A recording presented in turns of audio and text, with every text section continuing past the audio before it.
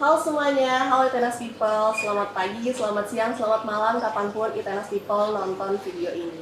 Selamat datang di episode pertama dari Alumni Talks Pathway Series, Real Stories, Real Success, Real Impact. Dan pada pagi hari ini kita kebetulan akan mengundang beberapa alumni gitu ya untuk episode ini cuma satu sebenarnya, cuman untuk banyak episode kedepannya pasti Itenas People bakal disajikan oleh beberapa alumni-alumni dan cerita-cerita inspiratif lainnya.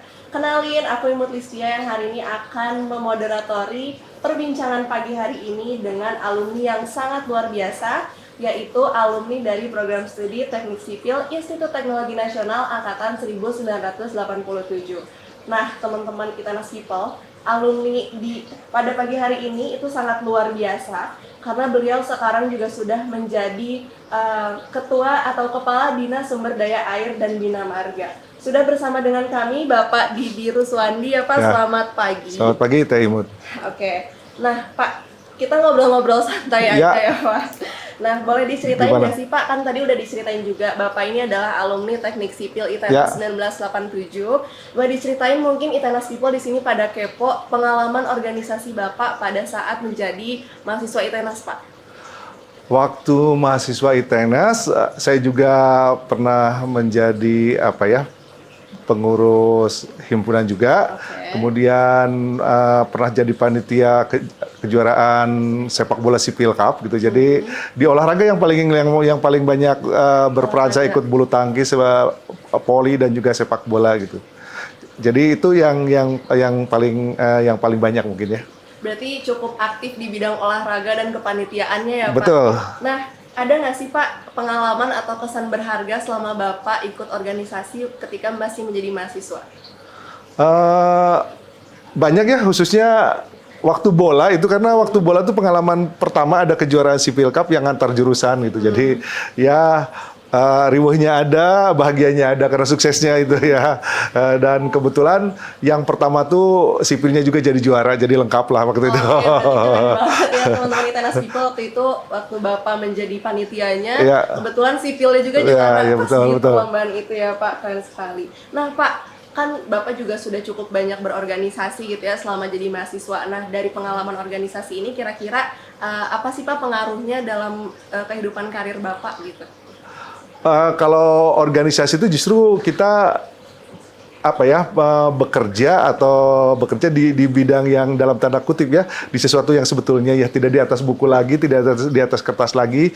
Kita merasakan tantangannya, kita berusaha mencari jalan keluarnya gitu. Jadi itu lebih real lah gitu untuk menghadapi di kehidupan kita. Jadi pengalaman itu bisa diaplikasikan di kehidupan kemudian itu. Berarti organisasi ini penting karena kita melatih bekerja sama dalam tim. Ya, banyak bekerja sama dalam tim, daya tahan juga gitu ya, kesabaran dan lain sebagainya. Itu diujinya di situ gitu, di organisasi. Oke, siap. Nah, soft skill-nya di organisasi lah gitu. Organisasi. Berarti penting ya Pak organisasi pas perkuliahan? Bagi saya penting. Mungkin ada yang lain menganggap bahwa prestasi akademik itu tertinggi. Bagi saya juga enggak, karena ini juga meluaskan juga network gitu ya, jaringan dan lain sebagainya. Banyak hal yang bisa didapat dari organisasi. Oke, nah kalau tadi Pak kita kan sudah berbicara tentang organisasi dan gimana pengaruhnya dalam berkarir. Nah kalau sekarang pertanyaannya adalah gimana Itenas membentuk karakter dan kehidupan karir Bapak? Yang pertama mungkin karena bukan dulu aja, sekarang juga mungkin ya di TNS itu kan kalau apalagi sipil gitu ya, itu kan ada asistensi, ada responsi dan lain sebagainya. Jadi itu bagian dari upaya membangun ketekunan, kesabaran dan lain sebagainya, dan itu akhirnya terbentuk menjadi sebuah karakter gitu ya. Jadi mungkin itu salah satu poin dari proses pembelajaran di TNS. Ya.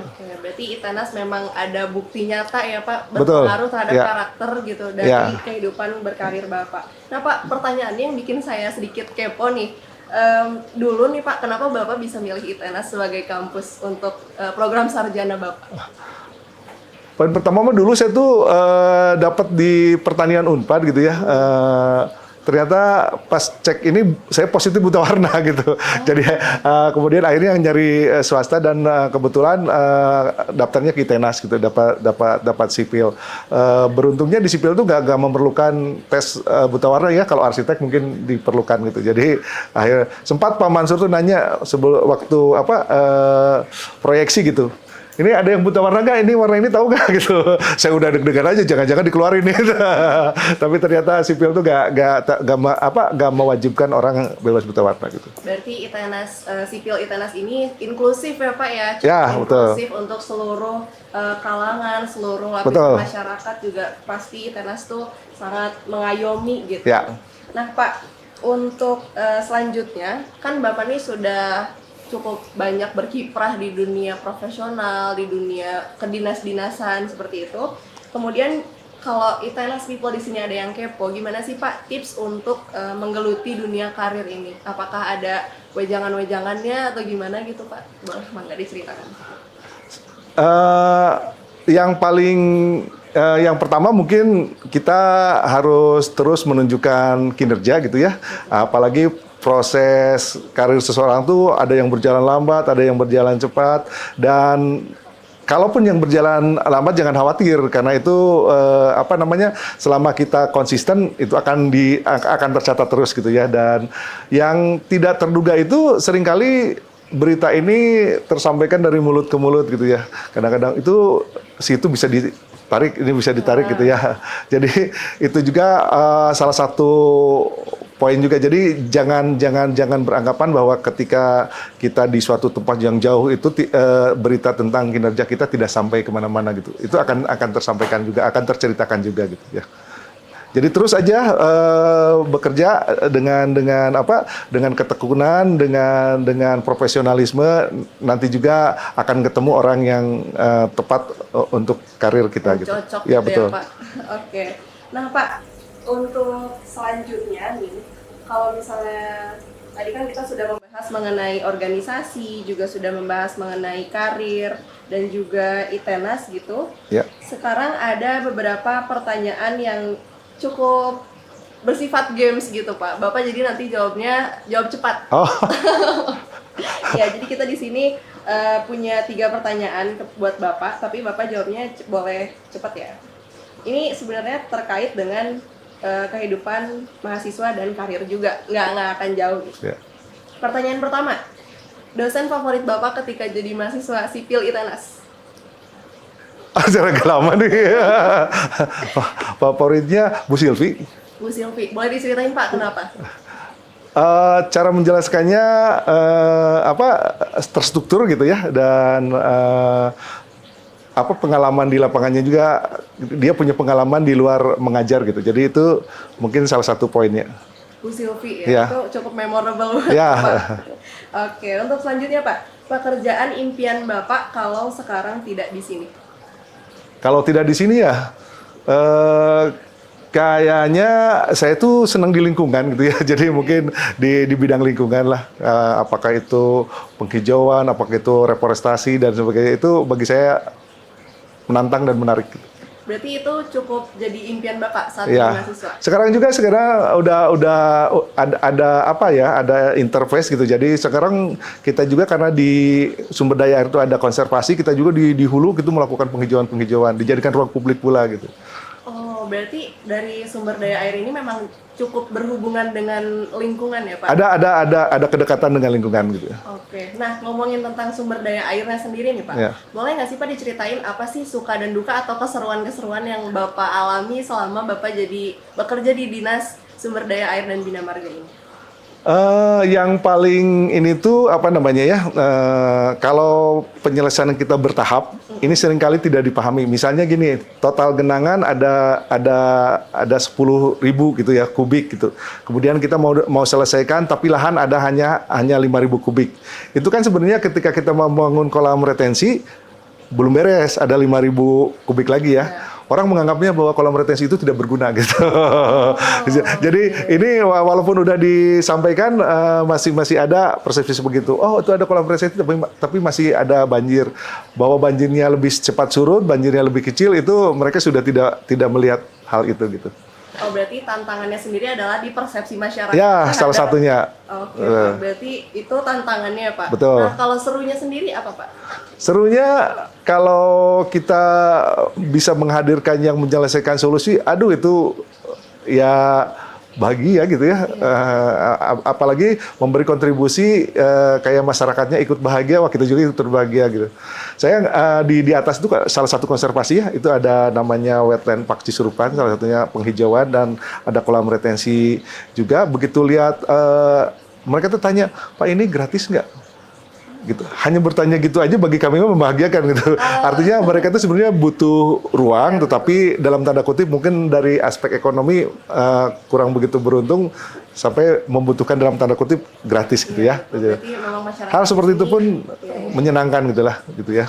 Berarti impact atau feedback dari masyarakatnya, Pak, yang Ya, betul. cukup menyenangkan Ya. gitu. Karena kan memang dinas ini bekerjanya untuk masyarakat. Begitu. Betul. Oke, Pak, untuk pertanyaan yang ketiga. Sebenarnya ini cukup berat dan dalam. Moto hidup Bapak. Memberi kontribusi, bermanfaat gitu ya itu. Memberi kontribusi dan Bermanfaat, ya. Betul. Nah, kalau misalnya Bapak nih dari moto hidup sendiri ini ada yang bisa diceritain nggak sih, Pak? Kayak kenapa kita harus berkontribusi dan bermanfaat atau lain sebagainya? Ini mungkin cerita keluarga aja ya. Anak saya tuh dulu 2 laki-laki waktu masih kecil suka iseng. Tiap pergi ke luar ke tempat daerah ada yang bagus, Pak, bisa nggak Bandung bikin yang seperti ini gitu. Bisa nggak Bandung yang bikin yang seperti ini. Pas suatu saat kan ada konversi Asia Afrika ya, trotoar waktu itu ada perbaikan. Terus saya ajak jalan-jalan anak saya itu. Saya isengin sama dia pas begitu duduk-duduk, asik ya Kang, karena berdua tuh ngobrol. Udah gitu saya samperin. Bisa nggak kota lain seperti Bandung gitu? Ini bukan apa-apa. Kebayang nggak begitu digituin anak-anak saya tuh kayak bahagia gitu, kayak seneng gitu. Lihat anak seneng, kita juga seneng gitu ya. Jadi itulah yang mungkin kita dapat kebahagiaan dari cara yang tidak langsung gitu ya. Betul gitu. Berarti ada cara-cara yang bisa menjadikan kita tuh bisa punya moto kehidupan yang Betul. berarti gitu ya, Kak. Apalagi untuk berkontribusi ini kan sangat berarti untuk banyak orang gitu. Nah, Itenas People, tadi kan kita sudah banyak sekali berbicara mengenai mulai dari organisasi saat kuliah, kemudian juga karir dan suka duka saat berkarirnya ya, Pak. Dan juga kita sudah cukup banyak main game dan mengulik-ngulik sebenarnya Bapak Didi Ruswandi ini moto hidupnya seperti apa, terus juga keseruan selama kuliah dulu sampai sempat suka memorable gitu sama yang namanya Bu Silvi dari dosen sipil ITENAS gitu. Nah, sekarang kalau misalnya kita tanya nih Tenas People ke Pak Didi Ruswandi, apakah Pak Didi punya pesan untuk mahasiswa yang masih struggle gitu di ITENAS? Yang pertama mah itu basic engineering mah mutlak ya harus dikuasai walaupun teknologi sekarang sudah berkembang karena suatu saat itu bagian dari pengambilan keputusan gitu ya, basic engineering itu. Yang kedua juga jangan lupakan selain hard skill, soft skillnya gitu. Makanya salah satunya berorganisasi itu bagian dari pembangunan soft skill yang suatu saat itu tuh sangat dibutuhkan gitu. Orang di tenis kan nggak diajarkan sabar, nggak di secara itu nggak diajarkan untuk untuk jujur, nggak diajarkan untuk itu secara langsung ya. Makanya itu proses pengajarannya secara tidak langsung lewat organisasi atau bersosialisasi gitu. Cukup Pak, ada pesan lagi kah? Saya kira itu dan jangan takut bersaing gitu. ITENAS punya kemampuan untuk bersaing gitu. Jangan takut bersaing dan selalu berorganisasi. Jadi buat mahasiswa ITENAS jangan suka nggak mau gitu ya Pak untuk bersosialisasi, berhimpun gitu. Karena himpunan dan organisasi ini sangat punya impact besar gitu ya Pak untuk kehidupan berkarir. Oke, tidak terasa nih ITENAS People, kita sudah ada di akhir acara karena tadi juga kita udah cukup ngobrol banyak ya Pak, banyak yang kita gali gitu dari kehidupan alumni ITENAS yang hari ini sedang menjadi kepala dinas dari Bina Marga dan Sumber Daya Air, betul. Kota Bandung ya Pak? Kota Bandung. Kota Bandung. Nah, di sini kalau misalnya ITENAS People kepo gitu ya atau punya saran untuk alumni-alumni, boleh banget disampaikan di kolom komentar ataupun langsung ke Instagramnya @cdcitenas. Dan juga kalau misalnya teman-teman di sini punya keinginan untuk berbicara atau ngobrol langsung dengan Bapak, bisa kontak di mana, Pak? Boleh di apa dengan IG pribadi juga ada, bisa. Boleh disebutin, Pak, nggak apa-apa.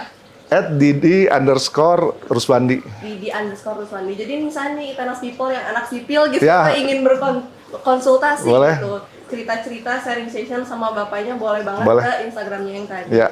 Nah, terima kasih banyak ya Pak Sama-sama. sudah meluangkan waktu untuk podcast perdana kita Siap, hari ini. ya. Semoga Bapak sukses selalu, semoga selalu dimudahkan di dunia perkarirnya ini ya.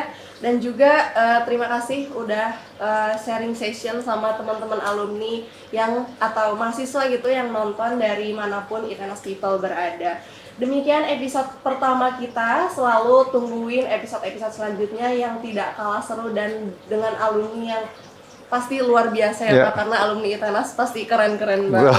Setuju. Ya, pokoknya saya Imur Listia pamit undur diri dari episode pertama hari ini. Jangan lupa untuk pantengin Instagram kami di @cdcitenas. Bye, Itenas Bye. People. Oh iya Pak, untuk tagline kita, kalau misalnya nanti saya bilang Itenas, Real Pathway Stories Alumni Talks, Bapak bisa bilang Real Stories, Real Success, Real Impact. Oke Pak? Ya, oke. Pathway Stories Alumni Talks, Real stories, real success, real impact.